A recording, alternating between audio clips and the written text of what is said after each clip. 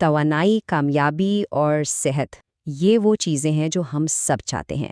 لیکن کیا ہو اگر ہمارے جسم کا جو اندرونی ایندھن ہے وہی کم ہو رہا ہو؟ آج ہم ایک ایسے پوشیدہ بحران پر بات کرنے والے ہیں جسے بہت سے لوگ محسوس تو کرتے ہیں لیکن شاید سمجھ نہیں پاتے۔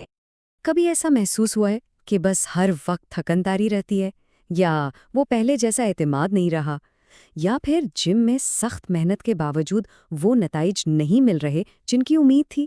اکثر لوگ اسے بڑھتی عمر یا قسمت کا نام دے کر نظر انداز کر دیتے ہیں، لیکن اصل وجہ کچھ اور بھی ہو سکتی ہے۔ تو اس ساری تھکاوٹ اور کمزوری کے پیچھے آخر ہے کیا؟ دراصل اس کے پیچھے ایک ماسٹر ہارمون چھپا ہوا ہے۔ یہ وہ چابی ہے جو ہماری توانائی، طاقت اور اعتماد کے تالے کو کھول سکتی ہے۔ یہ ماسٹر ہارمون ہے ٹیسٹوسٹیرون۔ یہ ایک اینڈروجن ہارمون ہے، یعنی وہ بنیادی ہارمون جو مردانہ خصوصیات کو کنٹرول کرتا ہے۔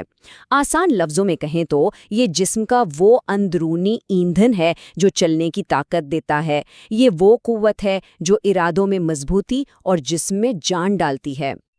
اکثر لوگ سمجھتے ہیں کہ ٹیسٹوسٹیرون صرف پٹھے بنانے کے لیے ضروری ہے نا؟ لیکن اس کا کام اس سے کہیں زیادہ بڑا ہے۔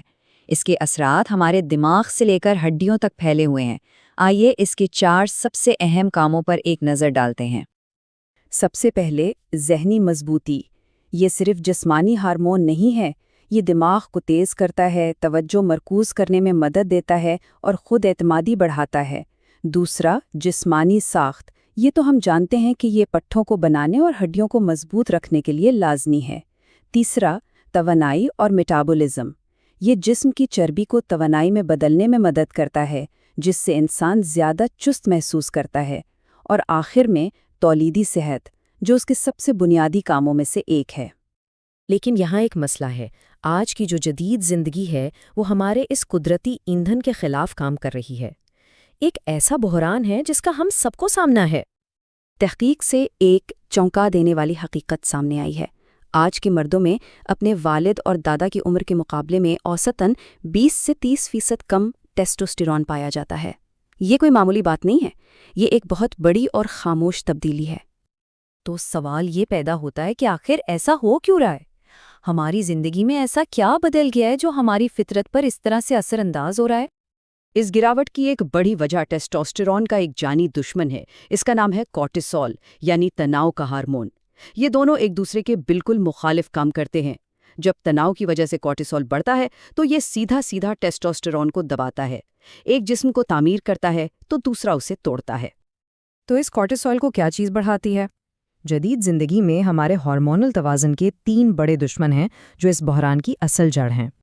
پہلا دشمن اسکرین ٹائم۔ رات کو فون اور لیپ ٹاپ کی نیلی روشنی ہمارے دماغ کو جگائے رکھتی ہے اور نیند کے ہارمون میلاٹونن کو بننے سے روکتی ہے، اور گہری نیند کے بغیر ٹیسٹوسٹیرون کی پیداوار ممکن ہی نہیں۔ دوسرا دشمن دائمی تناؤ۔ کام اور زندگی کی مسلسل پریشانیاں کورٹیسول کو بڑھاتی رہتی ہیں جو ہمارے اندرونی ایندھن کو ختم کرتا رہتا ہے۔ اور تیسرا دشمن ماحولیاتی کیمیکلز، خاص طور پر پلاسٹک میں پائے جانے والے زینو ایسٹروجنز، جو ہمارے جسم میں جا کر زنانہ ہارمونز کی نقل کرتے ہیں اور ہمارے قدرتی توازن کو بگاڑ دیتے ہیں۔ لیکن گھبرانے کی بات بالکل نہیں ہے۔ اچھی خبر یہ ہے کہ اس توازن کو قدرتی طور پر دوبارہ ٹھیک کیا جا سکتا ہے۔ آئیے اب اس کے حل کی طرف بڑھتے ہیں۔ اس مسئلے سے نمٹنے کے لیے 4 بہت آسان اور مؤثر اقدامات ہیں۔ ان پر عمل کر کے جسم کے قدرتی نظام کو دوبارہ بحال کیا جا سکتا ہے۔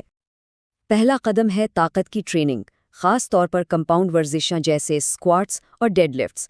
جب جسم کے سب سے بڑے پٹھوں جیسے ٹانگوں اور کمر پر دباؤ پڑتا ہے تو یہ دماغ کو سگنل بھیجتا ہے کہ زیادہ ٹیسٹوسٹیرون پیدا کرو۔ دوسرا قدم ہے اصلی غذا کھانا، مطلب پروسیسڈ فوڈز اور چینی کو کم کریں اور صحت مند چکنائی کو اپنی خوراک میں شامل کریں۔ انڈے کی زردی، زیتون کا تیل اور خشک میوہ جات جیسی چیزیں ہارمونز بنانے کے لیے خام مال فراہم کرتی ہیں۔ یہ جسم کا فیول ہیں، انہیں کچرے سے نہیں بھرنا چاہیے۔